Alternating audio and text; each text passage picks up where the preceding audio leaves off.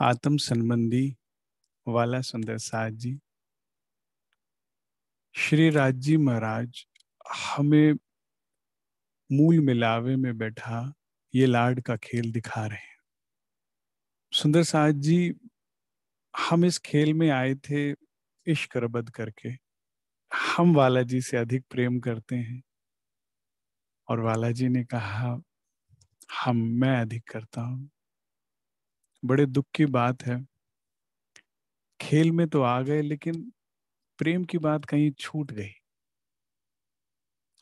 जिस कारण से हम इस खेल में आए थे वो बात कहाँ हो रही है। मैं आपको इसे एक प्रसंग से समझाता हूँ।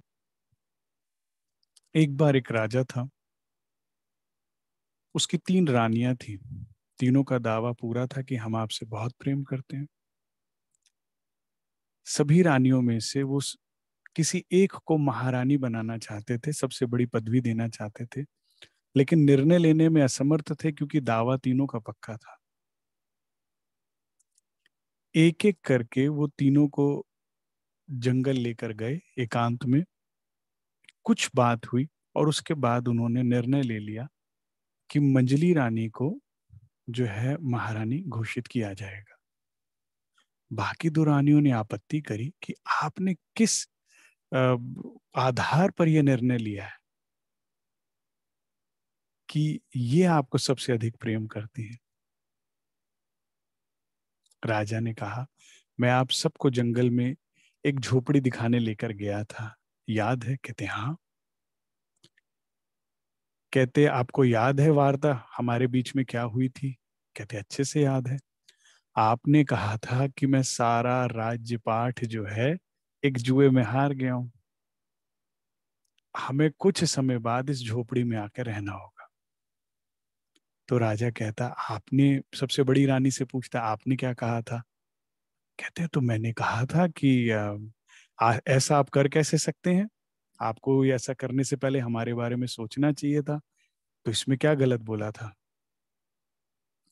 छोटी रानी से पूछते हैं, आपने क्या कहा था? कहते मैंने तो सही राय दी थी कि ऐसा झोपड़ी में रहने की बात क्यों करते हैं, हमारे भाई का इतना बड़ा राज्य है, हम वहां जाकर रह लेंगे आराम से, कोई आपको तकलीफ नहीं होगी, है तो अच्छी बात कही थी। कहते पूछिए अब इन्होंने क्या कहा था? मंजली रानी कहती है, मैंने तो ये कहा था आप जहां हो, मेरा घर, मेरी गृहस्थी, मेरा महल वही है, आपके साथ तो ये झोपड़ी भी मेरे लिए बहुत है, बस आप होने चाहिए। आप समझ रहे हैं? हम माया मांगते रह गए, धनी देवचंद्र जी राज्य ले गए। हम माया मांगते रह गए और ये जितनी भी ब्रह्म मुनियों की हम जीवनी सुन रहे हैं, समझ रहे हैं, ले गए। गांगजी भाई गाजे बाजे के साथ धामधनी को घर ले गए। सुंदर साहब जी, धनी डे 1 से हमसे प्रेम कर रहे हैं और हमारा इंतजार कर रहे हैं कि कब इसके हृदय में भी मेरे लिए प्रेम लौटेगा। जब भी झांका तो क्या दिखता है हमारी आंखों में? जरूरतें। राज जी ये काम कर दो, राज जी वो काम कर दो, ये बन जाए वो बन जाए। वे करते गए लेकिन फिर भी प्रेम नहीं लौटा। क्यों? क्योंकि यहां प्रेम करना ना सहज है, सरल है, ये दिखते हैं, ये चेहरे दिखते हैं, यहां बात करना आसान है। आजकल तो क्या है, एक वीडियो कॉल की दूरी है, उसके लिए मेहनत लगती है। यहां सरल है तो हम शिफ्ट होते गए सुंदर साथ जी। बचपन में माँ बाप, बड़े हुए तो मित्रगण, उसके बाद थोड़े और यौवन में गए तो प्रेमी प्रेमिका, फिर पति पत्नी, फिर संतान। चेहरे बदलते गए लेकिन धनी पर हम कभी नहीं आए। जन्म बदलते गए लेकिन हम राज्य पर नहीं आ रहे हैं। और वो देखता जा रहा है, इंतजार करता जा रहा है। हमारी हर बेवफाई के बाद भी कहता है चल कोई बात नहीं, एक और मौका देता हूँ। क्यों? एक सुंदर साथ को बहुत ही सुंदर कविता लिखवाई थी राजीव राय ने कि रोते हुए आते हो माया के गमों से गमगीन, और लग जाते हो मेरे सीने से। चुप कराता हूं मैं तुम्हें, लेकिन फिर मैं रोता हूं। क्यों? क्योंकि अभी माया की कृपा पूरी है तुम पर। पता है चुप होते पुनः भागोगे माया को गले लगाने के लिए। और फिर मैं रो क्यों रहा हूं? मैं रो रहा हूं इसलिए क्योंकि फिर रोते हुए आओगे। बार बार, जन्म दर जन्म यही चल रहा है सुंदर साहब जी। अब बाकी की तो याद नहीं, इस जन्म की देखिए। सबसे झूठ से प्रेम करना सहज है, सरल है, लेकिन दुखदाई है। अपूर्ण है यहाँ का प्रेम, क्योंकि प्रेम नहीं है। सत्य से प्रेम करने में मेहनत लग रही है। देवचंद्र जी की मेहनत देखिए आप, गांगजी भाई की मेहनत देखिए, लेकिन सत्य ही सुंदर है और सत्य ही प्रेम करने योग्य है। उस जैसी छवि, उस जैसा स्वरूप नहीं पाएंगे। दिया लेके 14 लोग ढूंढ लीजिए। उस जैसा प्रेम, उस जैसा स्नेह नहीं पाएंगे 14 लोग में। उन जैसा, और एकमात्र संबंध ही उनसे है। उनके साथ ही तो आए थे खेल में, रबद करके। इस एक मूल बात को याद करने के अलावा हम सब कर रहे हैं। हर चीज का हमें दर्द है, तकलीफ है, लेकिन एक इस बात की नहीं। नहीं तो रोज उस दर्द में बैठे ना, और क्यों ना पाले। धनी देवचंद्र जी ने पाया कि नहीं पाया? बीतक से हमने सुना। बीतक से ये तो प्रमाणित हो गया कि बुलाने पर वे आते हैं। हम बुलाएं तो सही।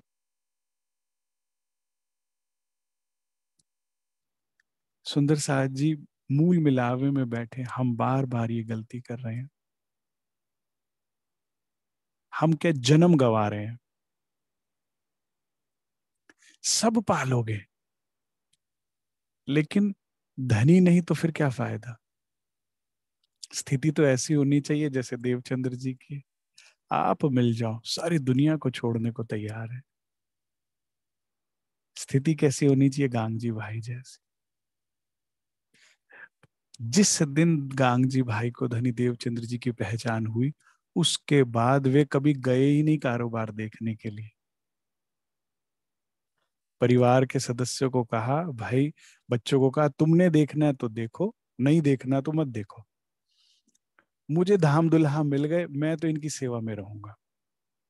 इसमें सुंदर साथ जो नोट्स बना रहे हैं उनको बहुत बहुत धन्यवाद है। जो सुंदर साथ नोट्स नहीं बना रहे, उनसे मेरी प्रार्थना है चरणों में कि जरूर और जरूर नोट्स बनाएं। अब जो बना रहे हैं वे एक बार रिवाइज कर लें या लिख ले, जिन्होंने नहीं लिखा है तो। देवचंद्र जी की पत्नी का नाम लीलबाई, पुत्र का नाम बिहारी जी, पुत्री का नाम जमुनाबाई। बिहारी जी के साले का नाम, ये आगे जाके काम आएगा, नाग जी। जैसा नाम वैसा आचरण। सरल है, ये नाम याद रखना। ठीक है। अब इसमें आगे और लिख लीजिए एक बार। गांगजी भाई की पत्नी का नाम भानबाई। हम सब में एक भानबाई है। देखिए सुंदर साहब जी, मेरी बात ये बड़ी समझने की है।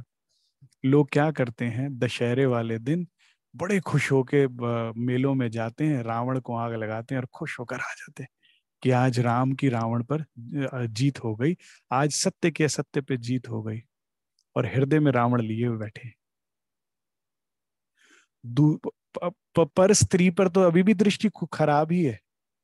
पर पुरुष पर अभी भी दृष्टि खराब है। तो अंदर तो रावण बैठा, उससे तो जलाया नहीं। बाहर के बेचारे पुतले को जलाकर, पोल्यूशन फैलाकर बड़े खुश होते हैं। कैसी मूर्खता है, सोचिए आप। वास्तविक दशहरा तो तब होना जब आपके अंदर के असत्य के ऊपर सत्य की विजय हो। आपके अंदर का रावण जले जिस दिन। तो बीतक में भान भाई के किरदार पर हंसना बहुत सरल है, लेकिन अगर आप, जीत तब होगी जब अंदर की भानबाई को पहचान गए तो। भानबाई कौन है? जब घर में सतगुरु आवे, सुंदर साथ आवे, तो पहचानना होकर सेवा में खंडन करना। अगर मैंने ऐसा भी सुंदर साथ देखा है जिनके घर में एक ही कमरे का मकान है, और जब सुंदर साथ आता है उनके शहरों में या उधर, तो सेवा करने के लिए घर ले जाते हैं, उनको बेड पर सुलाते हैं, पूरा परिवार जमीन पर सो रहा है, तो उनको दंडवत प्रणाम करने का दिल करता है, कोटि कोटि नमन करने को दिल करता है। और ऐसे भी सुंदर साथ होते हैं जिनके पास महल तो हैं, भाव नहीं है। तो हम ही तो हुए बहन भाई। तो हंसना सहज है, लेकिन काम करना इम्पोर्टेंट है अपने ऊपर। अगर आप चाहते हो ना कि ये भान भाई को अच्छे से समझना है, तो अंदर की भान भाई को समझ के उसे निकाल बाहर करो, गांगजी भाई की तरह, कि जब मौका मिले, जितना मौका मिले, सेवा का, सुंदर साथ की सेवा से पीछे नहीं हटना। इतना बड़ा जागनी मिशन है सुंदर साथ जी। अभी हम आगे जाकर देखेंगे देवचंद्र जी कैसा व्यवहार करते थे सुंदर साथ से। अब भाई का नाम खेता भाई, जहां आगे अभी महराज ठाकुर जाएंगे, ठीक है, ये नाम लिख लीजिए, खेता भाई। ये नोट्स आपके पास होंगे ना, भविष्य में एक बार नजर मारेंगे, बीतक रिकॉल हो जाएगा आपको। ये इसे समझिए, बीतक या वाणी, it's like a tool kit, ठीक है। अगर आपके पास स्क्रू ड्राइवर है तो कितनी सहजता से कोई भी पेच ढीला है तो टाइट कर सकते हैं, और वो ना हो तो नाखून और उंगलियां सब जख्मी कर लेंगे, लेकिन नहीं होगा काम, ठीक है। बट टूल किट का फायदा कब, जब आपने कैरी किया, वो कहो कि वो घर पे है तो लाभ क्या। ऐसे ही वाणी और बीतक अगर हृदय में नहीं तो लाभ नहीं। हमारे घर में तो बीतक है, वाणी है, दो दो टीके हैं, लेकिन हृदय में होनी चाहिए, ठीक है। तो ये नोट्स बनाइए, याद रखने की कोशिश कीजिए, यही जीवन है। मैं क्या करता हूँ सुंदर साहब जी, मेरे से मैं तो जीवन में कभी भी कहीं उलझता हूं ना, किसी भी लगता है डिसीजन लेने में दिक्कत आ रही है, मैं पूरी बी तक स्कैन मारता हूँ। जैसे गूगल करता है ना, सर्च इंजन से पूरा सर्च करता हूँ, ये प्रसंग से जुड़ा हुआ प्रसंग कहाँ पर है, बीतक में क्या सिखापन मिला था, उसमें क्या किया था, वो कर देता हूँ, और 100% सही निकलता है वो निर्णय मेरा। जीवन में जब भी अटको, बीतक का, चाहे वो मूल बीतक हो, चाहे महाराज जी की बीतक हो, सब हृदय में रखो, ये असली दौलत है आपकी, ठीक है। तो बहन का नाम बाल भाई, ये भी बहुत काम का नाम है, ठीक है। इससे भी घृणा नहीं करना, ये भी हमारे अंदर ही है, पहचान कर उसको बाहर करना है। ये सब किरदार हम हैं, अपने को चोट मारनी है तो लाभ होगा। दूसरे पर हंसना सहज है, अपने पे काम करना ही तो कठिन है, वो कर रहा है, हमने कुछ बनना है, ठीक है। गांगजी भाई के जो बड़े बेटे थे श्याम जी, ठीक है, ये बड़े बेटे थे, और ये बिगड़ गए बिहारी जी के साथ, दोनों बिगड़ गए। श्याम जी की पत्नी है अजबाई। गांगजी भाई के दूसरे बेटे हैं मान जी। जैसा नाम वैसा काम, ये मान के योग्य ही हैं। इनकी बीतक के अनुसार उन्हें पहचान हुई, और इन्होंने देवचंद्र जी की अच्छे से सेवा करी। इन्होंने ही कहा, पिताजी आप घर रहिए, मैं सेवा करता हूँ, कारोबार मैं संभालता हूँ, आप घर की सेवा सारी से संभालिए। सदगुरु महाराज को कोई कमी नहीं आनी चाहिए, रोज साफ चद्दरें बिछाइए, रोज पकवान बनवाइए, रोज सुंदर साथ का स्वागत अच्छे से कीजिए, सुंदर साथ के भंडारे में कहीं कोई कमी नहीं आनी चाहिए, मुझे बताइए आप। ये जीवन जीवने योग्य है सुंदर साथ जी। काश हमारा घर गांधी भाई का घर बन जाए, काश हमारे हृदय में भी ऐसा सेवा भाव आ जाए, घर ही आश्रम बन गया। रोज सदगुरु बैठ रहे हैं, रोज सुबह से रात तक दीदार हो रहा है, सुबह से लेकर रात तक सत्संग चल रहा है, सुबह से लेकर रात तक सेवा चल रही है। आप कभी महसूस कीजिए, जब मंदिर आश्रम में प्रोग्राम होता है या कभी आपके घर में होता है और सुंदर साथ की पहचान होती है, घर में सुंदर साथ आता है, कैसे हंसता है, खेलता है, सब लोग हर अपना घर का काम समझ के सहयोग करते हैं। मुझे तो ऐसा लगता है छोटी सी ब्रिज नगरी बस जाती है, किसी को कुछ नहीं कहना पड़ता, सब भाग भाग के अपना अपना अपना अपना सब सेवा संभाल लेते हैं। मेरे साथ तो ऐसा ही अनुभव रहा है, मेरे घर में कभी भी कोई कार्यक्रम होता है, सब सुंदर साथ आ जाता है, और इतने अच्छे से सहयोग करता है कि मुझे कुछ हाथ नहीं लगाना पड़ता काम को। तो मुझे ऐसा लगता है कि सब सुंदर साथ आके इतने अच्छे से सेवा करते होंगे कि गांगजी भाई को तो शायद ही कुछ करना पड़ता होगा, वो कहते होंगे हमें बताओ, हमें बताओ, हमें बताओ। लेकिन इतना सुंदर माहौल, खेल होते खेल खत्म कर दिया इन मोमिनों ने, और हम तब भी थे नौतनपुरी में। हम क्या कर रहे थे, हम अपनी गृहस्थी पाल रहे थे। वो मूर्ख है, समझदार वो जो दूसरे को गड्ढे में गिरता देख के समझ जाए। कि यहां से नहीं जाना, यहाँ गड्ढा है। समझदार वो जो सदगुरु समझाए कि इधर से ना जाना, देखने की भी जरूरत नहीं, ठीक है रास्ता बदल लिया। मूर्ख वो जो गड्ढे में गिर के कहे हाँ बात तो सही कह रहे थे। साहब कहते थे करो मरो नहीं। कितना सरल है बताइए आप। करिए, सेवा जान के करिए, अच्छे से अच्छा कीजिए, लेकिन हाय हाय नहीं कीजिए। ये जान के चली कि स्वप्न है, नाटक है, धाम में बैठे देख रहे हैं, जो हो रहा है सब हुक्म से हो रहा है। और मेरे आत्म का दुल्हा एक धनी तू है। हृदय में सेवा में सारी करूंगी, प्रेम एक आपसे करूंगी। आपकी असली दौलत केवल राज्य है। वो ही प्रारंभ से लेके अंत तक खड़े होंगे। आप अप गलती पे हैं उसको नजरअंदाज करके सबको देख रहे हैं, उसको एंटरटेन करके सबको कर रहे हैं। अंत में आप जब अकेले होंगे ना, या जीवन में दुख पाएंगे, तो जान जाइएगा कि गलती आपकी थी। या गांगजी भाई जैसा जीवन ले लीजिए सुंदर साहब जी। हमने दो परिवारों के नाम अच्छे से समझ लिए, जान लिए। अब तीसरा समझ, अब आज क्या होने वाला है, दो स्वरूपों का मिलन होने वाला है। ठीक है, ये बीतक का सबसे मेन प्रसंग है। इसमें जो है श्री महराज ठाकुर के परिवार के भी नाम, मुख्य मुख्य नाम लिखवा रहा हूं मैं, ज्यादा नहीं लिखवा रहा। ठीक है, वो लिख लीजिए। श्री महराज ठाकुर की पत्नी का नाम फूलबाई जी। ठीक है, फूलबाई। इनके 5 भाई हैं। मैं क्रमानुसार बता रहा हूं, लिखते जाइएगा। सबसे बड़े भाई कौन है? हरिवंश ठाकुर। ये लोहाना जाति के हैं, ठाकुर कहलाते हैं, सबके साथ ठाकुर लगता है। उनसे छोटे हैं सावलिया ठाकुर। ये बड़े मेन है, ये काम आएंगे आगे, ये नाम याद रखिएगा।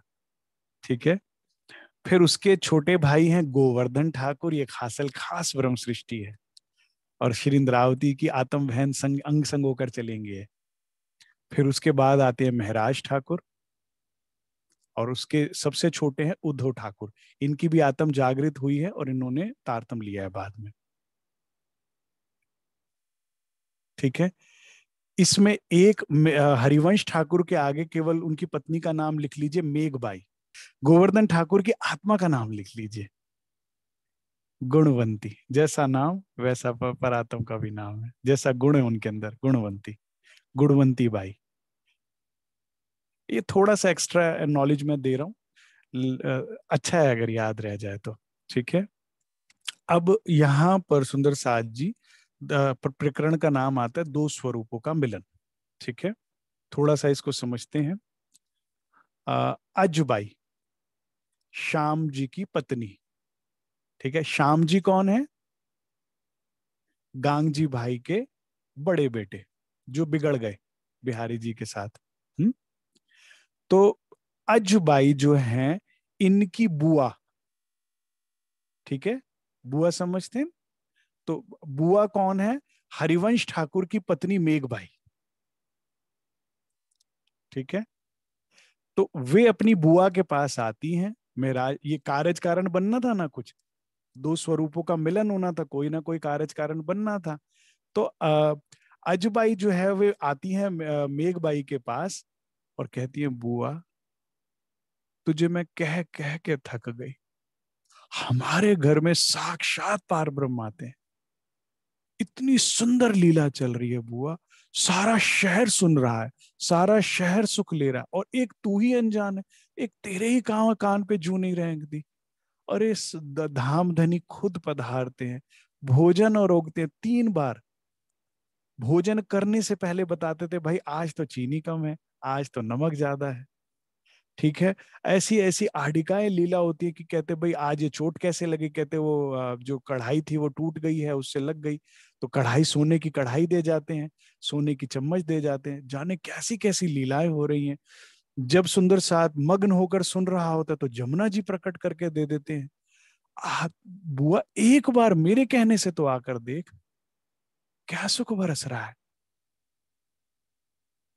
अब जैसे हम होते हैं ना भाई, सुंदर साथ औरों को बताता है भाई यहाँ भी तक हो रही है, वहां भी तक हो रही है, सत्संग हो रही है, आइए, ऐसे ऐसे। लेकिन क्या होता है, कोई सुनता है तो कोई किसी के कान पे जू नहीं रेंगती। अरे भाई बहुत होगा। जो जितना आध्यात्मिक होता है, या यूं मैं कहूं जो जितना समझदार होता है, जिसको समय की कीमत है, वो इन शब्दों को सिंसियरली लेता है। ठीक है तो एक हासिल खास मेघबाई जो है, लेकिन वे क्या कहती हैं पहले, मेघबाई कहती, भाई गोवर्धन तुम ये रोज आ जाती है, और रोज मेरी जान खाती है कि चल तो तुम जाकर देखो तो सही। बड़े घराने के लोग हैं, माया अधिक होती है सुंदर साथ जी। धन अधिक होने से क्या नुकसान होता है? माया अधिक हो जाती है। हम्म। इसीलिए मुझे अक्सर राज जी इस बात को समझाते हैं, माया नहीं मांगनी चाहिए। बटोर लो जितनी मर्जी, दे तो देगा वो, लेकिन इसकी बदबू में खुद ही मरोगे। ये कचरे का ढेर है, इस पे बैठोगे बदबू ही है। जितनी माया अधिक होगी, विकार बढ़ेंगे, गारंटेड बढ़ेंगे, और विकार आपको दुख ही देते हैं। जितने निर्विकार होते जाएंगे उतना सुख है। ठीक है, इस बात को आप समझ रहे हैं? तो अब घर में संसाधन की कोई कमी नहीं है, तो उन्होंने कहा भाई गोवर्धन तुम जाकर देख कर आओ। गोवर्धन भी कहते हैं मैं क्या जाऊं, ये बताओ। भाभी ने भी ना मेरे जिम्मे लगा दिया है, सत्संग का काम मेरा है क्या? ये तो महिलाओं का काम है। तो वे अपनी पत्नी को कह देती है, कह देते हैं पद्मा, इनकी पत्नी का नाम है पद्मा। ठीक है ना, मैंने इंपॉर्टेंट नहीं है इसलिए नाम लिखवाया नहीं है, आपको लिखना चाहें तो लिख सकते हैं आप। तो वे पद्मा को कहते हैं कि पद्मा भाई तुम जाकर देख के आओ, भाभी मुझे रोज उल्हाने दे रही है कि मेरा एक छोटा सा काम नहीं कर सकता, जाके देख कर आओ कि इसमें कितनी सत्यता है जो अजबाई कह रही है। ये पद्मा जाती हैं, लौट कर आती हैं, कहती हैं, सब परिवार को बैठाकर कहती हैं, जितना उसने वर्णन किया है कम किया है। मेरी आंखों ने जो देखा है वो पूरे जीवन में मैंने कभी नहीं देखा ऐसा, ऐसी लीला। वहां उसने इतने अच्छे से सबको समझाया। उसी क्षण गोवर्धन भाई चप्पल भी नहीं पहनते, नंगे पांव दौड़ कर जाते हैं। कहते इतनी बड़ी बात हो रही है, कहते शर अक्षर अक्षरातीत तक का वे भेद बता रहे हैं। क्या भागवत, क्या वेद, क्या शास्त्र, क्या पुराण, सबों के रहस्य खोल खोल के बता रहे हैं। साक्षात धामधनी अंदर बैठे हैं। आप सोचिए सुंदर साथ जी, वाणी में मैंने कल भी बताया, वर्णन आया हुआ है। उस चौखट को प्रणाम, उस घर को प्रणाम, उस आंगन को प्रणाम, जहां देवचंद्र जी साक्षात लीला हो रही है राजी महाराज की। क्या सुख बरस रहा होगा, क्या नूर तेज प्रकाश देवचंद्र जी के मुखारबिंद से निकलता होगा। मुझे ऐसा लगता है सत्संग तो बहुत दूर की बात है, उनके दिव्य दर्शन ही बड़ा सुख देते होंगे। काश हमारी उस वक्त बुद्धि सही होती तो हम उनके दर्शन लाभ ले पाते। उनके दर्शन, अब सोचो साक्षात अंदर राज्य महाराज बैठकर जब वर्णन करते होंगे तो क्या वर्णन करते होंगे, और धाम वर्णन चल रहा है। ठीक है ना, तो इस सुखद अनुभव को प्राप्त करने के बाद पद्मा जब आकर बताती हैं, तो गोवर्धन ठाकुर खासल खास ब्रह्म सृष्टि तुरंत वहां जाते हैं और चरणों में प्रणाम करके तारतम ग्रहण करते हैं। फिर उसके बाद जैसा कि मैंने बताया कि उनके मेघबाई भी जो हैं वे भी चली जाती हैं, वे भी तारतम ले लेती हैं। तो इस तरह से ये सारा घटनाक्रम यहाँ घटित होता है। ठीक है, अब ये शुरुआत हो गई। ये क्या कहते हैं, कारज कारण बन गया अब श्री महाराज ठाकुर का अपने हादी, अपने सदगुरु, अपने धाम दुल्हा से मिलने का।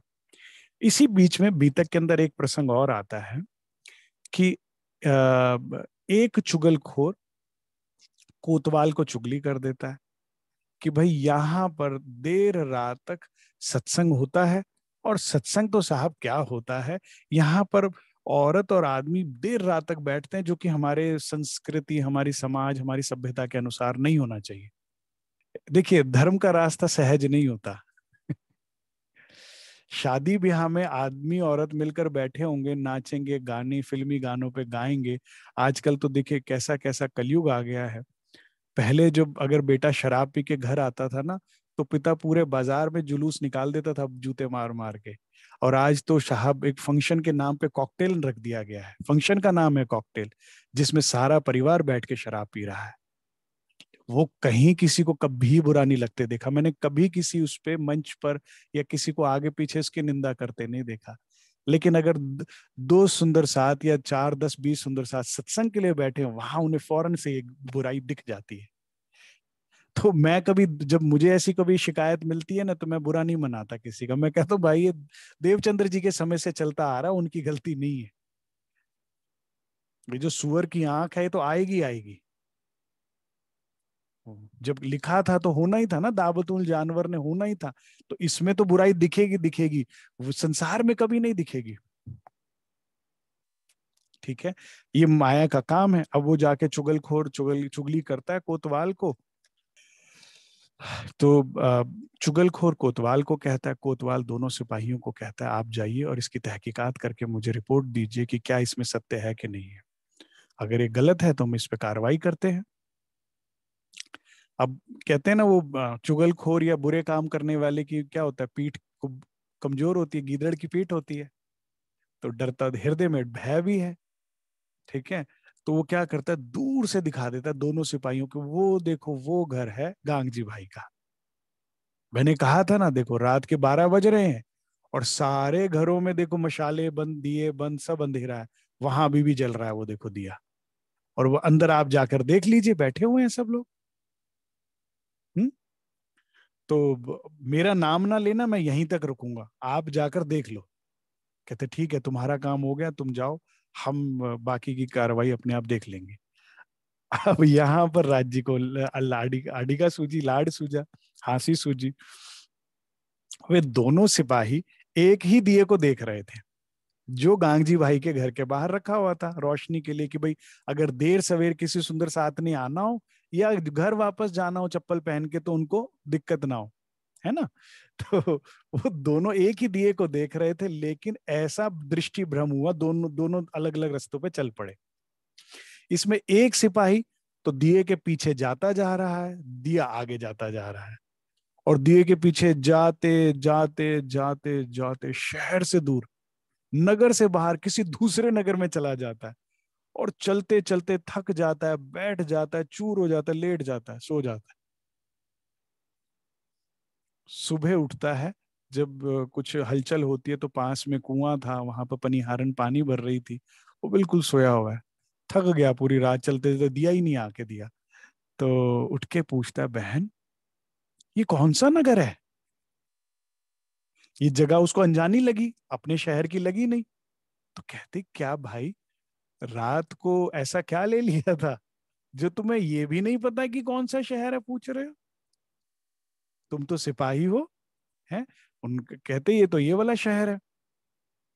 बड़ा हैरान होता है, कह रहा मैं अपने घर से, अपने नगर से इतनी दूर आ गया। भागता हुआ वापस जाता है। अब जो दूसरा सिपाही था, वो दिए का पीछा कर रहा था, और वो दिया जो है, वो एक कुएं के चारों तरफ प्रदक्षिणा देने लगा। जो कुआं था उसकी चौखट, वो जो वो होती है, वो चौड़ी थी। वो उस दिए पर चल, वो उस पे सिपाही उस पर जाए जा रहा है, पीछे पीछे दिया आगे आगे, पीछे पीछे आ गया। वो सारी रात जो है वो कुएं की प्रदक्षिणा देता रहा। ऐसा उनके ऊपर माया का पर्दा राजीव राय ने डाला। जब सुबह हुई, तो उसने देखा मेरा एक पांव इधर गया था, तो मैं तो कुएं में गया था, और कोई निकालने वाला नहीं, मैं तो जान से हाथ धो बैठता। दोनों को बड़ा ही गुस्सा आता है। कह रहे, कहाँ हमें फंसाया इस चुगलखोर ने, 2 पैसे का लालच दे के, हम तो जान से हाथ धो बैठते। गुस्से में तम तमाते हुए जाते हैं अपने उस अफसर के पास। अफसर के पास पहले ही उनकी दोनों धर्म पत्नियां जो है वो झगड़ा कर रही थी कि कहाँ भेजा तुमने ड्यूटी पर, हमारा पति हमारे घर नहीं आए रात को। कह रहे, काम तो थोड़ी सी देर का था, जाने क्या हो गया, इतने में आते। कहते, भाई कहाँ रह गए थे। कह रहे, पता नहीं कहाँ भेजा उसने हमारे साथ, जाने क्या जादू टोना किया, वो तो आदमी गलत है, अगर वो हमें मिल जाए तो उसको जान से मार दे।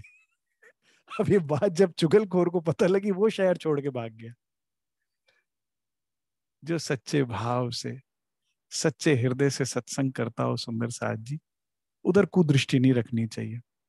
कोई भी कारण हो सकता है, आपके हृदय में ईर्ष्या हो सकती है, द्वेष हो सकता है, आप कोई लौकिक कार्य आपका उस वजह से अटका हो सकता है, कई कई वजहें होती हैं। लेकिन फिर भी हृदय में भय होना चाहिए। मेरे को एक बड़ी अच्छी डेफिनेशन मैंने एक बार पढ़ी थी कर्मा के ऊपर। कहते हैं जब तुम किसी का बुरा करते हो ना, तो तुम सोचते नहीं, जब तक जब तक तुम्हारे साथ वो होता नहीं। And that's where I come in, my name is karma. जब तक हम किसी का बुरा कर रहे हैं, कोई नहीं सोचता कि किसी को कितना कष्ट हो रहा है, किसी को कितनी हम तकलीफ पहुंचा रहे हैं। फिर जब अपने साथ घटित होता है ना, तब समझ में आता है, दैट्स कर्मा। तो वही बोइए जो खाना चाहते हैं, जो बोगे वही काटोगे। ये हमेशा हृदय में हमारे भय होना चाहिए सुंदर साथ जी। ठीक है। तो यहाँ पर वो चुगलखोर को ही शहर छोड़कर भागना पड़ता है, वो सिपाही ढूंढ रहे हैं उनको।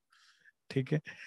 अब यहाँ पर श्री महराज ठाकुर की आयु हो गई है 12 वर्ष 2 महीने। अब वे रोज सुनते हैं कि गोवर्धन ठाकुर आते हैं और रोज नए नए प्रसंग सुनाते हैं। क्या है, सदगुरु महाराज ने ये सत्संग में बताया, आज परम धाम के बारे में ये बताया, आज श्री जमुना जी प्रकट करके दिखा दी, आज ऐसा। और वे सुन के मंत्र मुग्ध हो रहे हैं। एक लबे होशी टूक टूक जिसकी निस्बत है, उसको ये बातें, धाम की बातें बहुत अच्छी लगती हैं, वो और कुछ सुनना ही नहीं चाहती। और जहां निस्बत नहीं है, वहां उसको धाम की बातों में ही रुचि नहीं आएगी, बाकी सब बातों में रुचि आएगी। इसलिए जब हम कभी चर्चनी कराते हैं ना, तो कई सुंदर साथ उठ के जाने लगता है। तो आयोजकों को हमारे बुरा लगता है कि भाई देखिए क्या बात है, आप चर्चनी के नाम से उठकर क्यों जा रहे हैं। तो मैं उनको यही कहता हूँ, आप उदास ना होइए, जिसका घर है वही तो सुनेगा, बेचारों का घर नहीं, तुम जबरदस्ती क्यों सुना रहे हो, तुम्हारे घर की बात वो क्यों सुने। उठ के जा रहे हैं शराफत से अपनी, उनको ना रोको। जिसका घर होगा वो तो कदम पकड़ के पूछेगा, मुझे मेरे घर के बारे में बताओ, कैसा है मेरा घर, कैसा है उसका आंगन। नहीं होगा सुंदर साथ जी। मैं आपको एक और बात बताता हूँ। मेहर सागर का गहन अध्ययन जब करते हैं ना हम, एक होती है जाहिरी मेहर, एक होती है बातूनी मेहर। जाहिरी मेहर, मेहर मतलब राज्य का प्रेम। ठीक है। प्रेम दो तरह का होता है एक पति का। एक जाहिरी प्यार क्या होता है, वो आपकी जरूरतें पूरी करता है, जैसे रहने के लिए, खाने पीने के लिए, सांसारिक जरूरतें, खाना पीना कपड़ा लत्ता इत्यादि सब प्रोवाइड करेगा सर, आपको संरक्षण प्रोवाइड करेगा, सब चीजें जो उसका काम है। एक होता है बातूनी मेहर, मतलब बातूनी प्रेम। एक पत्नी कहती है, पेट खाना से नहीं भरता सिर्फ मेरा, मुझे आपका प्रेम चाहिए, आपका सानिध्य चाहिए, आपका साथ चाहिए, आप मुझसे बात करें, मुझसे टाइम दें। वो होता है बातूनी मेहर। तो वाणी के अनुसार, मेहर सागर के अनुसार, जो जाहिरी मेहर के चक्कर में पड़ती है वो होत हक से दूर। और फिर आगे वार्निंग भी है मेहर सागर में, जो हक से दूर हो गए तो क्या होगा, तब होत सब जहर। ये खेल इतना डरावना, इतना भयानक हो जाएगा राज्य की, जैसे ही राज्य से आप दूर हो गए कि मैं बता नहीं सकता। आपको लगता होगा आपने दुख देखा है, आपको पता ही नहीं कि ये खेल कितना बदसूरत हो सकता है राज्य से दूर होने पर। ठीक। और एक है बातूनी मेहर। और बातूनी मेहर क्या है? मेहर देखे पांचों तत्व। जब आप पर बातूनी मेहर होगी तो पांचों तत्व भी मेहर देखेंगे। मतलब बातूनी मेहर में जाहिरी मेहर इनबिल्ट है। एक पत्नी को पति का प्यार चाहिए, वो उसको सारी जरूरतें नहीं पूरी करेगा, बढ़ चढ़ के करेगा। एक पत्नी उससे प्रेम व्यवहार रखती है क्योंकि उसको संसार की चीज चाहिए। तो वो पति का प्रेम से भी हाथ धो बैठेगी, समान भी नहीं मिलेगा। यहाँ का व्यक्ति भी ठग में नहीं आता, आपकी नियत पहचान लेता है। तो वो तो परब्रह्म है। धनी ना जाए किंसो धूत्यो। क्लैरिटी रखिए अपनी थॉट्स में, क्या चाहिए। उसको पागल नहीं बना पाएंगे, खुद ही पागल बनेंगे, और ना खुदा मिला ना मिसाले सनम, ना यहाँ के रहे ना वहां के रहे वाली स्थिति हो जाएगी। ठीक है। तो बातूनी मेहर, राज्य से राज्य की चीज मांगे। आप दिखते कैसे, क्या रूह का दिल में नहीं आता। पति है वो मेरे। ठीक। आपने बताया कि सब स्वप्न है, ये नाटक है। जैसे रोज हम रात को सपना देखते हैं, नया परिवार नया घर सब बनाते हैं, और सुबह खत्म है, कोई अस्तित्व नहीं, कोई वजह नहीं।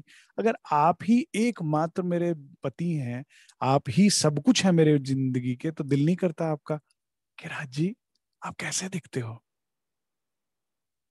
आपके बाल कैसे हैं। हैं?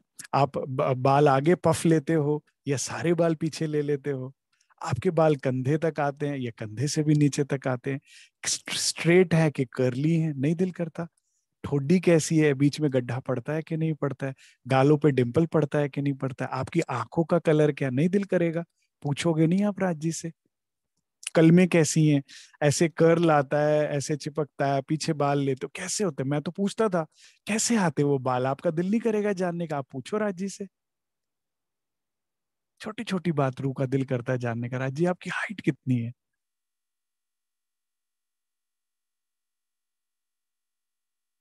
नहीं दिल करता? कभी सोचा है राज जी की हाइट कितनी है? पता है कितनी हाइट है राज जी की? राज जी की हाइट इतनी है कि जब आप उनको गले लगाते हैं ना, तो आपका जो सर है उनके सीने तक आता है। इतनी हाइट है। आपसे थोड़े से बड़े। बस इतना ही जानने बहुत है कि जब आप उन्हें हेड़े से लगाते हैं ना वाला जी, पीयूकंठ सोकंठ लगाइए, तो आपका शीश, आपका जो शीश है उनके हेड़े से लग जाता है। वाह। तो ये बात आती है दिल में रूके, केवल रूके दिल में आएगी। जीव सृष्टि को तो अपना पैसा मनी मनी मनी, अपना सपना मनी मनी, ऐसे कुछ है ना। तो उसको ये बताओ किस किस से टेंडर पास होगा, वो पाठ बताओ, वो पारायण बताओ, कहाँ सेवा देनी है जिससे मेरा काम निकल जाए। मेरे वो कचरा ही लेकर बस निकलेगा उसका। इससे सरकार कहते थे भाई प्रैक्टिकल करके देखो। सुअर है ना, सुअर, उसके आगे रखो श्रीखंड, उसके आगे रखो खीर पकवान, उसको बदबू आएगी उसमें से। उसके आगे रखो कचरा गोबर, भाग कर जाएगा उसकी तरफ। ये जीव उसी का बना हुआ है, उससे आगे सोच ही नहीं सकता इस माया से ऊपर। वो ब्रह्म सृष्टि की बात और है। अब रोज महाराज सुनते हैं, अब 12 वर्ष की आयु है, रोज भाई को बोलते हैं, गोवर्धन ठाकुर को, मुझे भी लेके चलो, मुझे भी लेकर चलो। भाई कहते हैं 12 वर्ष बहुत छोटी उम्र होती है सुंदर साथ जी, आप घर में अपने बच्चों को देखिए, 12 वर्ष पर छोटी आयु हो जाती है। अरे छोटा बच्चा है, ऐसे क्या करेगा वहां, सत्संग में जाके शरारत करेगा, छे शोर करेगा, मुझे कहेगा जल्दी चलो भैया मैं बोर हो गया, जो भी कारण काज रहा होगा, तो वो उनको रोज अनसुनी कर दिया करते थे। अब ये आत्म है, और वो भी जोरावर आत्म है। हाँ। तो कहती आज तो मैं जाके रहूंगी रहूंगी। तो गोवर्धन ठाकुर को पहले निवेदन किया, नहीं माना। वे गए उनके पीछे पीछे भागते गए रोते रोते, क्यों भाई हाथ झटक कर चला गया कि कहा ना तुम घर बैठो पढ़ाई करो। तो पीछे पीछे रोते रोते बिलकती बिलकती आत्म चली गई। भागते भागते रोते जा रहे हैं, भागते जा रहे हैं, वाणी में अभी तक में से चुपाई आती है। पहुंच जाते हैं दरवाजे तक, रू राज्य के दरवाजे तक पहुंच गई। ये होती है बात। ठीक है। भाई नहीं भी लेकर गए, अब बस 2 कदम का फासला है और धनी से मिलन होगा। ये मिलन मुझे बड़ा सुंदर लगता है। अब इस बार श्री इंद्रावती जी अपनी दुल्हा से मिलने वाली है। गोवर्धन बड़े हैरान होते हैं, कहते तुम कैसे आ गए? कहते आप क्या क्या चाहते थे, सोचते थे आप नहीं लेके आओगे तो मैं आ नहीं सकता क्या? मैं कितने दिन से आपको निवेदन कर रहा हूं, मुझे मिलना है उनसे। मुझे कुछ खिंच पड़ रही है, मुझे नहीं पता मुझे उनसे क्या, लेकिन मेरा संबंध है उनसे, मुझे मिलवा दो आप एक बार, मैंने कहा तो है आपको। कहते अच्छा रो मत, चुप हो जाओ, मैं अंदर जाता हूँ, सदगुरु महाराज से पूछ कर फिर तुम्हें अंदर लेकर जाऊंगा। अंदर जाते हैं। अब धनी तो इंद्रावती से ज्यादा तड़प रहे हैं। मैं आज कैलकुलेट कर रहा था, अभी तक की सारी कैलकुलेशन के अनुसार इनकी एज इस टाइम हो गई है 49। ठीक है, 49 50। तो राज्य 50 साल से दूर है इंद्रावती से। अब ये पहला मिलन होने वाला है राज्य और रू का। तो जागृत है राज्य, उनकी तड़प सोचिए। शो नहीं कर सकते सबके आगे। ठीक है ना। अंदर बैठे धनी ज्यादा व्याकुल हैं इंद्रावती से मिलने के लिए, बाहर इंद्रावती बिलख रही है तो अंदर राज्य में राज तड़प रहे हैं। अब कह ऊपर अपनी व्याकुलता को रोकते हुए सहज होके कहते हैं अच्छा बुला लो। कहते वो रोज जिद करता था, मैं सोचता था बालक है, कहते नहीं, ऐसा नहीं करना। ध्रुव भी छोटे बच्चे थे जब परमात्मा को प्राप्त किया उन्होंने। भक्त प्रहलाद भी ऐसे ही छोटे थे, आयु से कुछ लेना देना नहीं होता आत्मा का, फौरन बुला कर लाओ। अब सुंदर साथ जी, ये आप कल्पना करके देखिए किस तरह से आंगन है, देवचंद्र जी बैठे हुए हैं इंतजार में इंद्रावती के, किवाड़ खुलता है धीमे से, धनी देवचंद्र जी एक टक लगा कर देख रहे हैं कि अभी आएंगे, अभी आएंगे। श्री महाराज ने जैसे राज्य का जामा है वो पहना हुआ है, कमर में पटुका बांधा हुआ है, नीचे चूड़ीदार पजामी, छोटे छोटे कदम से 12 वर्ष की आयु है, अंदर आ रहे हैं। मुझे ऐसा लगता है कि हमें तो दिखता नहीं है, राज्य महाराज को तो हम आत्म स्वरूप में दिखते होंगे, तो उन्हें तो पूरी आत्म नजर आती होगी, लहंगा चोली में, पूरी झांझरी घुंघरी के साथ, पूरा श्रृंगार के साथ इंद्रावती आती दिखती होगी उनको तो। और यहाँ धीमे धीमे वो चलते हुए आ रहे हैं, सर नीचे करते हुए, और यहाँ दोनों के नेत्रों से नेत्र मिलते हैं और दृश्य ठहर जाता है। जाने कितने समय की प्यास दोनों की अब बुझ रही है। धनी देवचंद्र जी इतने प्रेम से और इतनी प्रसन्नता के साथ देख रहे हैं कि आज सब सुंदर साथ को ज्ञात हो गया है कि कुछ तो विशेष है श्री महाराज में। इतने प्रसन्न तो हमने कभी नहीं देखे, इतना आनंद। बड़े ही प्रेम से श्री महाराज ठाकुर इंद्रावती की आत्म धनी देवचंद्र जी के चरणों में प्रणाम करती। अब इस सुख को सोचिए, अनुभव कीजिए आप, जब वे चरणों में प्रणाम करते हैं दुल्हा के, तो बहुत ही प्रेम से बीतक में कहते हैं कि शीश पर वो हाथ रखते हैं। कोई नसीब वाला ही होता है जिसे सदगुरु का स्नेह भरा हाथ मिलता है, सच्चे सदगुरु का, जहां साक्षात राज्य की बैठक हो, धनी का हाथ शीश पर आता है। बीतक के अनुसार वो जैसे ही शीश पर हाथ रखते हैं, इंद्रावती के अंदर वे जागृत बुद्ध प्रवेश कर देते हैं। असंख्य सूर्यों का प्रकाश उनके अंदर फूटने लगता है। इतना आनंद, इतना उत्सव, इतनी उमंग इंद्रावती को महसूस हो रही है, और इतना ही सुख श्री राज को हो रहा है।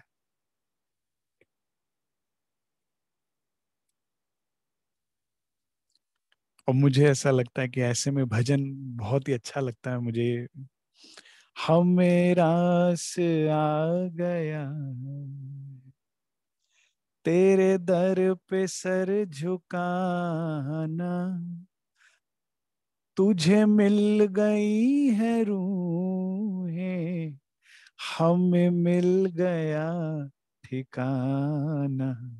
दोनों का काम बन गया, तुझे रूह मिल गई और हमें ठिकाना मिल गया। ये सर वो सर नहीं है जो रख के मैं उठा लूं। बड़ा ही प्यारा भजन है ये। तो बड़ा ही सुख मिल रहा है धनी देवचंद्र जी को श्री महाराज से मिलकर, इंद्रावती जी से मिलकर, और उतने ही ज्यादा सुख मिल रहा है श्री इंद्रावती जी को अपने दाम दुल्हा से मिलकर। बीतक के अनुसार धनी देवचंद्र जी उन्हें एकांत में ले जाते हैं और खेल की प्रारंभ से लेके अंत तक समझा देते हैं। महामती जी कहती हैं यहां तक कि वे ये बात भी बता देते हैं कि शाह कुमार शाकुंडल पे थी धनी देवचंद्र जी की नजर। कि शाह कुमार और शाकुंडल नाम की दो ब्रह्मात्माएं, ये ना सिरदार हैं। देखिए, परमधाम में कितनी ब्रह्मात्माएं? 12,000। इस बात को समझिएगा जरा, थोड़ा ध्यान देके। तो ये कितने जुत हैं वहां? 40 जुत हैं। कितने जुत हैं? 40 जुत हैं। प्रत्येक जुत में कितनी हो गई? 300। 40 डिवाइडेड बाय 12,000। तो 40 जुथपति सिरदार बताए गए हैं जिनके द्वारा जागनी होनी है। जितने भी परमहंस है ना, आप कैलकुलेशन लगाइए, तो उन तनों से जागनी की बात की गई है जो अपने अपने जुथों को जगाएंगे। इसके ऊपर इंद्रावती जी की जागनी है। इसके ऊपर कहते हैं कि 6,000 की दो सिरदार हैं, शाकुंडल और शाकुमार। ठीक है। तो और ये भी बता दिया कि मैं कुरान पक्ष देखना चाहता हूं, इसमें भी हमारी बात है, लेकिन ये जाहिर पंथी देखने नहीं देते, ये कार्य भी तुमसे होना है। अब मुझे इस दृश्य में ना श्री महाराज इंद्रावती जी की ना इनोसेंस बड़ी प्यारी लगती है। उन्हें कुछ समझ नहीं आ रहा, एक तो आयु छोटी और पहचान नहीं अभी, ठीक है ना, तो आधी अधूरी बात समझते हैं, जी जी कर रहे हैं धीरे। लेकिन क्या होता है ना, जो सदगुरु अंदर डाल देते हैं ना, वो बीज तो अंदर चला जाता है, तो एक दिन कल जब उसको अनुकूल वातावरण मिलता है, पानी मिलेगी, खाद मिलेगी, तो एक दिन वो बीज वृक्ष बनेगा ही बनेगा। ठीक है, वो आगे चलते चलते इंद्रावती जी को सब याद आता है बात। जैसे वो एकांत में धनी देवचंद्र जी के जाने के बाद मंथन करेंगे ना, गहन डूबेंगे, सब बातें अगली पिछली याद आ जाती है और वर्णन करती हैं। तो ये तब काम आएगा ज्ञान, लेकिन आज ही सारा दे दिया उनको।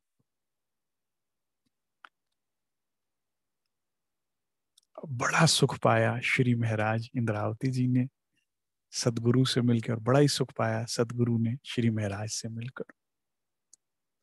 अब इसमें कुछ चुपैयां और लेनी थी मुझे सुंदर साथ जी, जो हमें रहने की बात सिखाती है। इन चुपैयों को जरा सुनिएगा। श्री देवचंद्र जी के अमल में साथ को सुख हुआ अंग, तिनकी चर्चा सुनते मावत नहीं उमंग। धनी देवचंद्र जी की चर्चा सुनने के लिए पूरे प्रदेश के लोग उमड़ उमड़ के आने लगे, और जो सुनता था बहुत आनंद होता था कि शरीर में भी नहीं समाए। गांगजी भाई से वही उत्सव रसोई नित्य, अच्छे से अच्छे पकवान बनाना। सुंदर साथ घर आया तो श्री राज ही घर आए हैं, उसी भाव से वो सेवा भाव यहाँ करा करते हैं। ये सिखापन हमें यहाँ पर एक बहुत इंपॉर्टेंट बात है सुंदर साथ जी, मैं हर बार बीतक में बोलता हूँ। अगर श्री देवचंद्र जी नहीं बन सकते ना, इतना दर्द नहीं, इतनी कसनी नहीं, इतनी खोज नहीं, अगर इंद्रावती भी नहीं बन सकते ना, कांगजी भाई बन जाइए। ऐसी सेवा, ऐसी पहचान सुंदर साथ की अगर आप कर लेंगे तो भी काम बन जाएगा। साथ सेवा ही शाम सेवा है, धनी की सेवा यही है।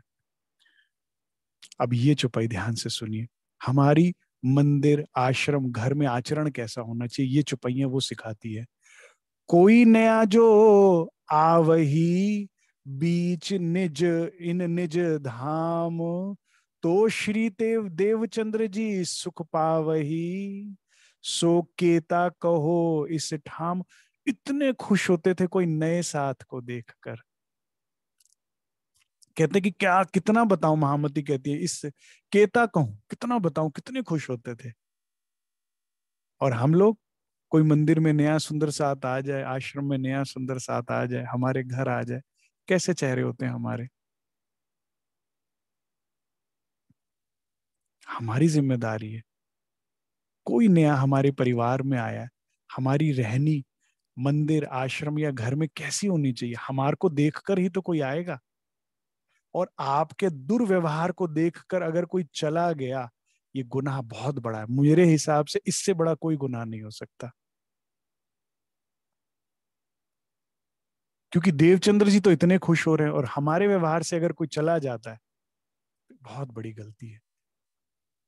और बड़े दुख की बात है, मैं कई बार देखता हूँ बड़े बड़े पद पर आसीन जो मंदिर आश्रम में होते हैं, वो लोग ऐसा व्यवहार करते हैं सुंदर साथ से कि आप लोग घर में नौकर के साथ भी ना करो। और उनको ऐसा लगता है कि वो सर्वोपरि हैं जागनी कार्य के मंच पे और इसके उसमें। ये देवचंद्र जी की रहनी तो नहीं है, ये बीतक की रहनी नहीं है। सरकार साहब कहा करते थे, ट्रस्टी वो जो नौकर बन के रहे सुंदर साथ का, सेवादार बनकर रहो। मुश्किल सरल बनना, गुरु बनना सरल है, मुश्किल बनना दास। दास बना तब जानियो जब हट रहे ना मांस। गला दो अपने आप को सुंदर साथ की सेवा में। सुनिए आगे। कोई नया साथी को लिया वही समझाए के दीन में। कोई अगर नए साथी को सुंदर साथ जो लेकर भी आता है ना प्यार से समझा कर, उस पर भी बड़े खुश होते हैं, उसको भी बहुत प्यार करते हैं। तिन ऊपर राजी होए के क्यों नेकी कहूं, तुमने बहुत अच्छा काम किया, उसको भी बहुत प्यार करते हैं। सुंदर साहब जी, ऐसे होता है जीवन जीने का तरीका सही, जो हमारा आचरण होना चाहिए। आचरण बहुत महत्वपूर्ण है। हम 400 साल पुराने हैं, निजानंद संप्रदाय जो है, ठीक है, 100-150 साल पहले आए जो संप्रदाय हैं, निरंकारी संप्रदाय, राधा स्वामी संप्रदाय, ब्रह्मा कुमारी संप्रदाय, 120 देशों में फैल गए। और आज बड़े दुख की बात है कि किसी को बोलो कि आप किसे मानते हैं, प्रणामी समाज, निजानंद, ये कौन है? कमी हम में है, हमारे आचरण में है। आप कभी जाके देखिए इनके मंदिर में, आश्रम में, इनके संस्थानों में, ऐसे प्रेम से बोलते हैं, फूल झड़ते हैं। और हम लोग ऐसा कई बार, ये चूक हमें ठीक करनी होगी सुंदर साथ जी, धनीदेव चंद्र जी से सिखापन लीजिए। ये व्यवहारिकता सबसे इंपॉर्टेंट है, घर में भी और मंदिर में भी। अगर आप मंदिर में बहुत अच्छे हैं और घर में व्यवहार आपका खराब है तो भी मार्क्स कट गए।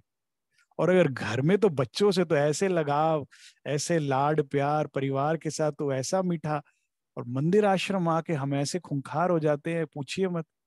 ये रहनी नहीं है। परम धाम का पा भी कभी नहीं मिलने वाला। दिल में साथ आवन का, करे मनोरथ मन, आदर होवे तिनका, ए धाम की सैयन। एक सोच होनी चाहिए, ये कौन है? मेरे धाम के सैयन है। जब भी आप किसी सुंदर साथ से मिलिए, सुंदर साथ जी, इसी भाव से प्रणाम करिए, ये मेरी धाम की सखी है। धाम नाते से, यहाँ के उससे नहीं। यहाँ की किसी रहनी की वजह से भी घृणा करके आप कटु वचन नहीं बोलने चाहिए। क्यों? आपकी गलतियां नहीं माफ करते राज जी? हमें माफी मिलती है कि नहीं मिलती है? गलतियां, बड़ी से बड़ी गलती पे आप अपने आप को तो बहुत जल्दी माफ कर देते हो, बड़ी से बड़ी गलती पे दूसरे के बारे में क्यों? ये दोहरा व्यवहार नहीं होना चाहिए। जब खुद को माफ कर दे, धनी देवचंद्र जी ने उसी क्षण बता दिया। अब सोचिए कि ये शाकुंडल शाकुमार को ढूंढना है तुमने, इनके आने से ही खेल समाप्त होगा। तो औरों को भी करो। अगर राज्य हमारी इतनी बड़ी बड़ी गलती माफ कर सकते तो हमें भी वही आचरण आगे सुंदर साथ के साथ करना चाहिए, अगर राज्य का प्रेम स्नेह प्राप्त करना चाहते हैं तो। ठीक है। इन भौम में देखिया साथ धनी श्री धाम। देवचंद्र जी इतने खुश होते थे, कहते अरे रे रे रे रे रे, इस भौम में मतलब कहाँ के बिछड़े यहाँ आकर सुंदर साथ मिल रहा है, इस भौम में धाम का साथी आया, आओ जी बैठो जी, ऐसे प्रेम से मिला करते थे। और देवचंद्र जी इतने उमंग में भर जाते थे कि इनके साथ में क्या लाड करूं। और क्यों खुश होते थे देवचंद्र जी? सुंदर साथ जी कहते थे, इनको राजे भेजिया। आपके पास अगर कोई साथ आया है मंदिर में, आश्रम में, घर में, तो क्या सोचना चाहिए? इनको राज्य ने भेजा है। ये बहुत बड़ी बात है। यही रहनी बड़े महाराज जी की थी।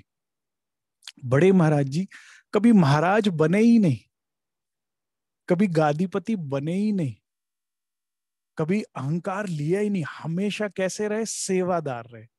वे क्या मानते थे कि शेरपुर आश्रम क्या है? मेरे सदगुरु का है, दादा गुरु ने मुझे स्थान दिया है, यहां आया साथ कि मैं सेवादार हूं। मैं जो सदगुरु ने या राजी ने मेरे पास भेजे हैं, वे सदगुरु ज्यादा शब्द इस्तेमाल करते थे, भाव उनका वही होता था कि जो उन्होंने भेजा उनकी मुझे सेवा करनी है बढ़ चढ़कर।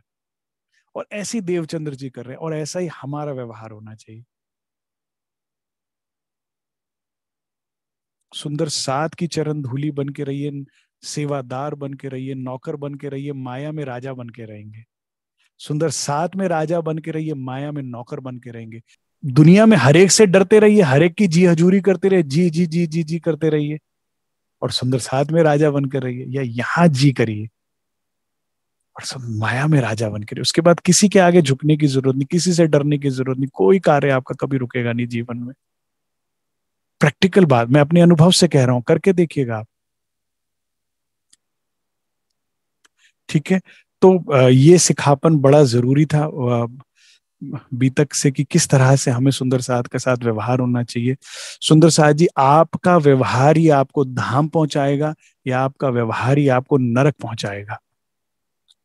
कोई और दूसरा रिस्पॉन्सिबल नहीं है आपके जीवन में, आपके साथ क्या घटित हो रहा है उसके लिए।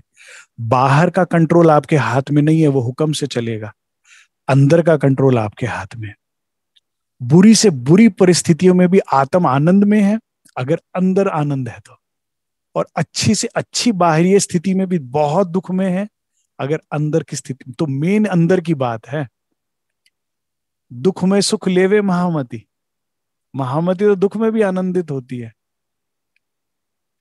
मुझे ये चौपाई बड़ी प्यारी लगती है। दुख के भागे सब फिरे, कोई विरला साध नहीं पाए। दुख का नाम सुन के सब भागते, और महामती क्या करती है? दुख रे प्यारो मेरे प्राण। महामती क्या कहती है? दुख तो हमारो आहार है, औरन को दुख खाए। महामती दुख को सेब और एप्पल और बनाना की तरह खाती है, कहते इससे ताकत आती है मुझे।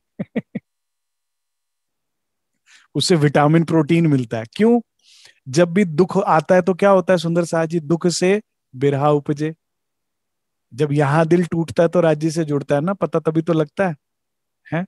और फिर बिरहा प्रेम इशक, फिर उससे बिरहा से जब राज्य का प्रेम स्नेह मिलता है, बिरहा में माया को आवाज दो, कोई सुनता नहीं, धनी को आवाज दो, आ जाते हैं, प्रेम स्नेह मिलता है।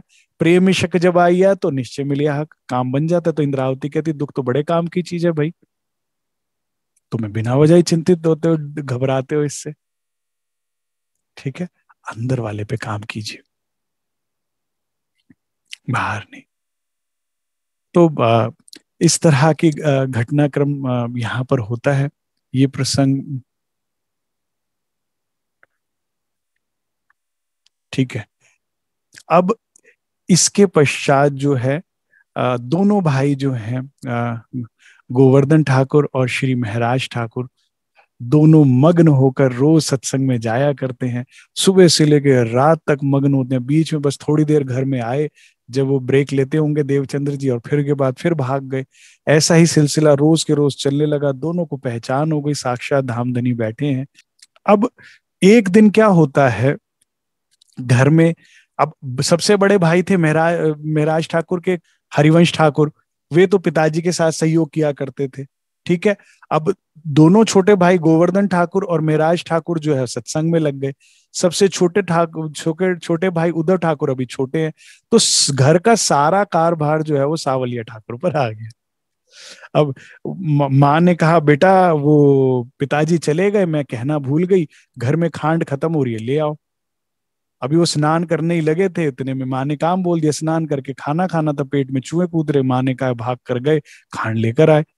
करे ओहो बेटा मेरे से चूक हो गई, घर में घी भी खत्म था, घी और नमक भी जाओ बेटा ले आओ फटाफट से। तो वो लेने गए।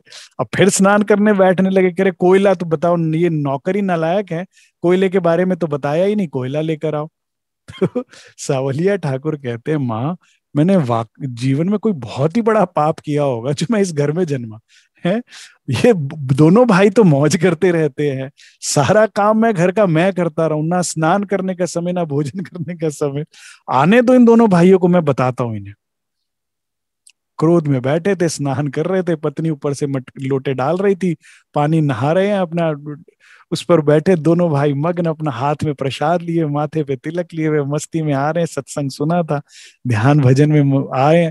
तो सावलिया ठाकुर बड़े ही कटु वचन के साथ संबोधित करते, कहते आ गए हो निकम्मो, हैं तुम्हें कोई काम नहीं है? सुबह से जब गए सत्संग में, सारी दिन हो गया वहीं पे सत्संग सत्संग। भाई दोनों बड़े हैरान होते कि हमने तो इनको कुछ नहीं कहा, ये आते ही इतनी कृपा क्यों बरसा रहे हैं हम पर। कह रहे आने दो पिताजी को, आज के आज तुम्हारे गुरु देवचंद्र को और ये गांगजी भाई को भी शहर से बोल कर निकलवा देता हूं बाहर, तब तुम्हें अकल आएगी। इतना सुनना था कि इनकी आंखों में तो अंगारे उतर आए। कहते जो अगर बोलना था तो हमें बोल देते, आप बड़े भाई थे, हमें पीट भी लेते। हमारे सदगुरु धाम धनी, धनी स्वरूप सदगुरु के बारे में बोल दिया। इतना आवेश आता। ठाकुर परिवार के थे, लोहा ये क्षत्रिय थे। तो गोवर्धन ठाकुर कहते तलवार लेकर आ। तलवार लेने भागते हैं दोनों भाई, और कहते आज तेरी जीवन लीला समाप्त करके छोड़ूंगे। गोवर जो सावलिया ठाकुर नहाते नहाते भागते हैं माँ के पास रसोई में, कहते आज तो प्राण गए ही गए, बचा सकती है तो माँ ही बचा सकती है। दोनों भाई तलवार लेके पीछे भागते हैं, और वो आगे आगे, वो पीछे पीछे माँ के पीछे जाके छुप जाते हैं, तो थर थर कांप रहे हैं। माँ कहती है बेटा बेटा मैं तुम्हारे इनसे, माँ समझ गई क्षत्रिय खून है, ये तो कुछ कर गुजरेगा। ये सदगुरु के लिए ऐसी बात बोली उन्होंने। गुरुबाणी पता है कितनी बड़ी बात कहती है, बाहें जिना दी पकड़िए, जिस एक बार सदगुरु की बाह पकड़ ली ना, बाहें जिना दी पकड़िए, सिर दीजे बाहें न छोड़ी, फिर उसके लिए सर भी कटवाना पड़ जाए ना तो कटवा देना, बाह नहीं छोड़नी चाहिए। अगर बात आए ना कि या तो ये बाजू छोड़ नहीं तो गया तेरा सर, तो बोल सर काट दे, ये नहीं छूटेगा। ऐसी निष्ठा की बात सभी धर्म ग्रंथ की बात करते हैं। उनके हृदय में भी सदगुरु के लिए इतना प्रेम था कि ऐसे सखत वचन वो सुन ही नहीं पाए। ठीक है, तो वो उनके पीछे दौड़े जब, और माँ ने हाथ जोड़ के कहा मैं इसकी तरफ से माफी मांगती हूँ, बच्चों शांत हो जाओ, ये दोबारा ऐसा कभी नहीं बोलेगा, इससे गलती में ऐसी बात निकल गई।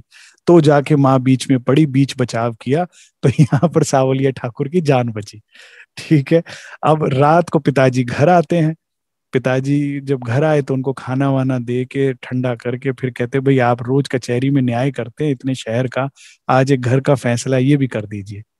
ऐसे ऐसे आज घटनाक्रम हुआ, तो आप इसके ऊपर कोई जरूर निर्णय लीजिए। पिता बड़े समझदार हैं, हम्म? पर इतनी बड़े पद पर हैं, तो बुद्धिजीवी हैं, तो कोई भी उतावला पना नहीं करते हैं। तीनों भाइयों को एक एक अलग अलग बुला के सबका प्रसंग सुनते हैं, क्या क्या बात हुई क्या नहीं। फिर वो दोनों भाइयों को, गोवर्धन ठाकुर और महराज ठाकुर को बुला के कहते हैं भाई देखिए, आपके सदगुरु धनी श्री देवचंद्र जी ने तो कांजी भट्ट से ही कथा सुनी थी ना, उन्हीं से ज्ञान लिया और परमात्मा की प्राप्ति करी है, तो आप ऐसा क्यों नहीं करते कि वहां चले जाया करें। वहां 2 घंटे की भागवत सत्संग होती है, फिर आप समय से घर आ सकते हैं। ये देवचंद्र जी के यहाँ जहां आपके जाते हैं वहां सुबह से लेकर रात हो जाती है। देखिए ना, चुगलखोर ने चुगली करी थी, रात भर सत्संग चलता है, दिन रात आपका वहां चलता रहता है। अब जहां राज्य होंगे वो रूहें छोड़ना क्यों चाहेंगी। जिस जिस रूह को पहचान हो गई कि यह धाम दुल्हा बैठे हैं धनी देवचंद्र जी के अंदर, तो ये तो सत्संग तो बहाना है, वो छोड़ना ही नहीं चाहते। ऐसा ही मैंने सुना बड़े महाराज जी के समय में वे शेरपुर में सुंदर साथ जाना ही नहीं चाहता होता था, उन्हें दिन रात उनकी सानिध्यता में रहना चाहता होता था। ये तो होता ही है, स्वभाव ही है। तो महराज ठाकुर कहते हैं पिताजी, आपका कथन सर माथे पर, जो आप कहेंगे वही बात होगी। अगर कांजी भट्ट हमारे कुछ प्रश्नों के उत्तर दे दे, अगर वे हमें शास्त्रार्थ में हरा दे, तो हम कल से उनके पास जाएंगे, और अगर हम उन्हें हरा दें तो आप हमें दोबारा वहां जाने को ना कहिएगा। पिता कहते बहुत अच्छी बात है। अगले दिन तीनों तैयार होते हैं, बग्गी में बैठते हैं और पहुंच जाते हैं कांजी भट्ट के दरवाजे पर। अब वजीर की बग्गी आते देख के कांजी भट्ट भी हाथ पांव फूल जाते हैं, अरे आइए महाराज आइए, इतना सौभाग्य आप इतने आज हमारे घर पधारे, ऐसा सौभाग्य हमारा, आइए बैठिए, आसन वासन बिछाया जाता है। अब जैसे बड़े लोग होते हैं रौब में बोलते हैं, कहते भट्ट बच्चों के कुछ प्रश्न है, इनके आप उत्तर दीजिए। कहते आओ भाग्य हमारे, ये तो हमारा काम है, सेवा है हमारी, बताइए क्या प्रश्न है। अब ये जो शास्त्रार्थ होता है ये महत्वपूर्ण है। तो शास्त्रार्थ में क्या क्या बात हुई, कैसे जो श्री महराज ठाकुर इतनी छोटी उम्र में लेकिन ब्रह्म ज्ञान के प्रकाश में भट्ट को जो है शब्द विहीन कर देते हैं, किस तरह से पिता की भी दृष्टि खुल जाती है कि वाकई ये कहीं बहुत अच्छी जगह जाते हैं। और फिर किस तरह से आगे चलकर श्री गोवर्धन ठाकुर के धाम गमन के बाद महराज ठाकुर के हृदय की बिरहा और बढ़ जाती है, और उस बिरहा में वो क्या कसनी करते हैं, और किस तरह से वे आगे अपनी आत्म दर्शन करते हैं, अपनी आत्मा के परात्म के दर्शन करते हैं। वे सारा प्रसंग हम सुनेंगे कल। हमें राज्य को प्राप्त करने के लिए क्या करना चाहिए, हमारे हादी ने क्या किया, ये कल के प्रसंग में सब बड़ा महत्वपूर्ण बातें हैं। स्टार्टिंग से लेके एंड तक बड़े इंपॉर्टेंट इंपॉर्टेंट पॉइंट्स हैं, कि क्योंकि जो हमारे हादी ने किया वही तो करना है। उन्हीं के पग चिन्ह पर चलकर ही तो पहुंचेंगे। तो उन्होंने अपनी परात्म के दर्शन किए और बीतक के अनुसार रंग माहौल के भी दर्शन किए। तो उन्होंने क्या किया एग्जैक्टली हमें उसे समझकर अगर जीवन में फॉलो करेंगे, अप्लाई करेंगे, तो ही कुछ प्राप्ति होगी। तो कल की बैठक महत्वपूर्ण है। ठीक है, इतना ही आपसे निवेदन है, इतना ही स्वीकार कीजिए। बोलो श्री प्राणनाथ प्यारे की जय।